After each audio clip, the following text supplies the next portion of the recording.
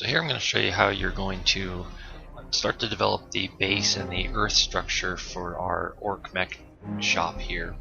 The tools that we're going to be primarily relying on is the Woodland Scenic foam cutter and just a regular marker. Definitely want to have your base cut to shape. For this I'm using 1/8 inch MDF, and I've already laid out where I would like the tower to sit. And now we're just going to go ahead and start cutting that pink foam so that it will fit around the tower. I actually purchased the Woodland Scenic foam cutter relatively recently, and I really wish I would have invested in this tool over a year ago. It's very clean and it does an excellent job when it comes to dealing with the foam. So the fabrication is pretty straightforward here, so enjoy the video and I'll offer you some tips when it comes time to glue the foam down to the MDF structure.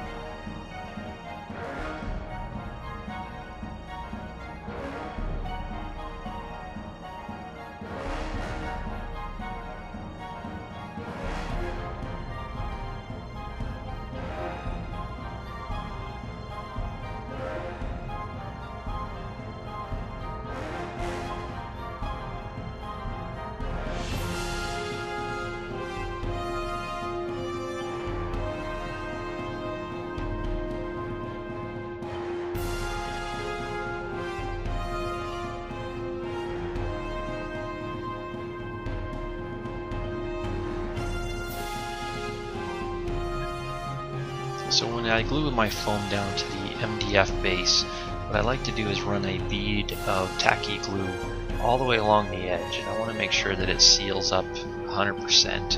When I go to put on the rocks and the paint and a series of washes, I ran into problems where especially the wash will seep in underneath the foam and sit between the foam and the MDF, and it will cause you problems. And then just use a hot glue gun to tack it in a few places, because the tacky glue does take a long time to dry, and so the hot glue will hold it in place while it dries. And my other tip is when you go to mount two pieces of foam together like this, you want to make sure to keep the glue fairly close to the bottom, especially in the next step. You see what we're going to do is just go ahead and cut across those two pieces. What you want to make sure is that you don't apply the glue where you plan on running the hot wire and cutting the foam, because the glue will stick to the hot wire and it will cool it, and you will not be able to cut through the structure. And if you wait for it to dry, you still won't be able to cut through the structure because the glue doesn't melt and it's quite rigid for the foam cutter. So just keep in mind to keep your glue near the bottom of the two pieces of foam when you bring them together, and you shouldn't have any problems.